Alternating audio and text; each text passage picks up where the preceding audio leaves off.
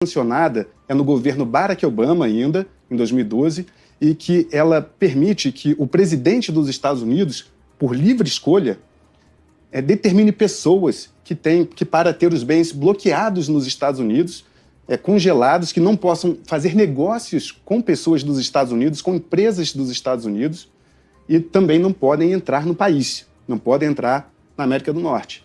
Ou seja, a Lei Magnitsky, que foi usada pela primeira vez para punir assassinos de Sergei Magnitsky, que dá nome à lei. Ele era um advogado tributarista russo. Ele descobriu fraudes bilionárias na Rússia que envolvia autoridades, figurões russos. E aí, depois que ele denunciou essas fraudes fiscais bilionárias, ele foi preso e morreu na prisão. E então, em 2012, o governo dos Estados Unidos sancionou essa lei para punir os assassinos e as pessoas envolvidas na morte de Sergei Magnitsky. E agora essa lei, que cabe unicamente a Donald Trump, apontar as pessoas que ele julga terem cometido violação de direitos humanos, para ter os bens totalmente bloqueados, não pode receber dinheiro dos Estados Unidos, não pode fazer negócios nos Estados Unidos, ou seja, seria uma medida bastante dura contra Alexandre de Moraes. E essa medida foi aventada por ninguém mais, ninguém menos que Elon Musk. Durante uma conversa no Twitter, o brasileiro Paulo Figueiredo, que mora nos Estados Unidos e foi alvo de decisões de Alexandre de Moraes, citou essa lei para Elon Musk, e Elon Musk, em resposta a Paulo Figueiredo, disse, interessante, entre aspas, ou seja, mostrando que está avaliando levar essa questão a Donald Trump.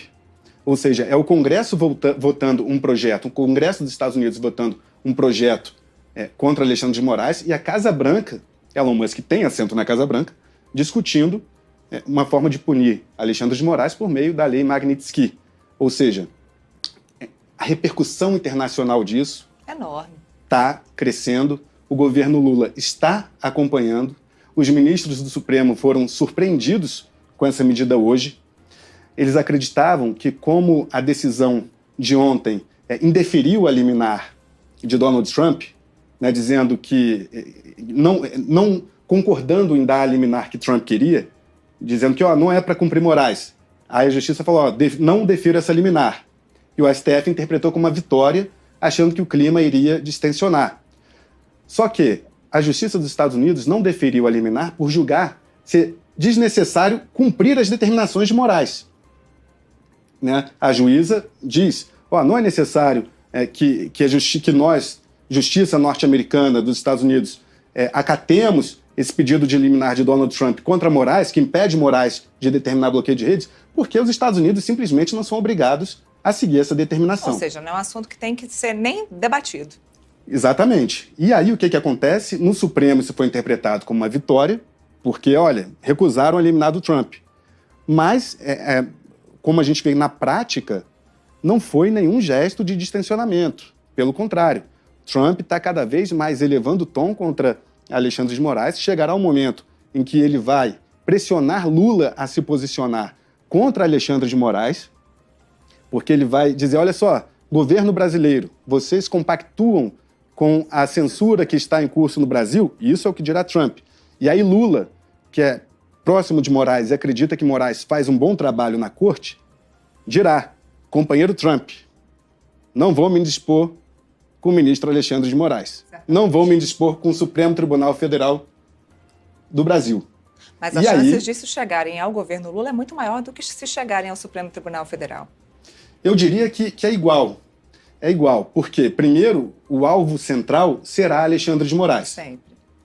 Mas já tem políticos norte-americanos trabalhando, políticos do partido de Donald Trump, trabalhando para que o Procurador-Geral da República, por exemplo, Paulo Gonet, que fez a denúncia contra Bolsonaro, imputando diversos crimes a Bolsonaro por golpe de Estado, a pena de prisão, para que Paulo Gonet também seja incluído em possíveis sanções. E também o delegado da Polícia Federal, Fábio Alvarez Shor, que é o delegado responsável por conduzir os inquéritos relatados por Alexandre de Moraes. Ou seja, há figuras como Alexandre de Moraes, há figuras na Procuradoria-Geral da República, como Procurador-Geral Paulo Gonet, e na Polícia Federal do Brasil, como o Fábio Shor, que também estão na mira ali do Congresso dos Estados Unidos, na mira da Casa Branca. Porque são denúncias casadas, né, Neila? Porque Sim. a denúncia é de censura, nesse primeiro momento, segundo a Casa Branca, mas Donald Trump também acredita que há uma perseguição política em curso no Brasil para calar a direita, para calar o aliado Jair Bolsonaro. Eu ia chegar nesse ponto para a gente acabar comentando como é que surgiu isso tudo, porque a gente vem falando aí de disputa e de treta de Donald Trump, de Elon Musk, de X e de Alexandre de Moraes. Eu acho que as pessoas acabaram esquecendo de onde surgiu tudo isso, que foram nas últimas eleições, nas campanhas das eleições presidenciais de 2022. Quando houve a história da tentativa do golpe, quando houve o encontro de Jair Bolsonaro com os embaixadores lá no Palácio da Alvorada, que foi quando originou toda a história de discussões no X, principalmente, porque o X é a rede social mais utilizada pelos políticos, por parlamentares aqui no Brasil, para falar sobre política, para retaliar um ou outro, para fazer algum comentário. Então começou tudo aí na campanha eleitoral de 2022. Exatamente. E a gente, quando observa a cronologia dos acontecimentos, quando que a empresa de Donald Trump, a Trump Media, entrou com a ação contra Alexandre de Moraes nos Estados Unidos? Foi no mesmo dia que a Procuradoria-Geral da República apresentou denúncia contra Bolsonaro, pedindo a prisão de Bolsonaro, alegando que tem crimes ali que dão mais de 30 anos de prisão. Ou seja, Trump ingressou com essa ação, a empresa do Trump, por coincidência, no mesmo dia que a PGR faz esse movimento contra Bolsonaro, que é aliado político dele? Claramente não. Há uma aliança global entre alguns líderes de direita, como Bolsonaro, Javier Milei, Viktor Orbán, que é o primeiro-ministro da Hungria, e Donald Trump, que buscam ali se unir, se fortalecer entre si. Então Trump, vendo Bolsonaro na mira da justiça, encaminhando Bolsonaro para uma prisão, porque a decisão do Supremo Tribunal Federal hoje, por 10 votos a 2, é pela prisão de Jair Bolsonaro. Tá? Isso daí é claro. Sim. Quando eu converso com os ministros da corte. Tá? Pode haver uma divergência quanto à dosimetria, né? Quantos anos de prisão ele será condenado e tal, mas hoje a corte votaria pela prisão de Bolsonaro com sobras. Com sobras. Sim. E a chance que Bolsonaro tem de reverter isso, eu acredito que tem duas possibilidades apenas. Uma é Trump entrar na jogada como está tentando entrar para tentar mexer no tabuleiro e ver o que acontece. Né?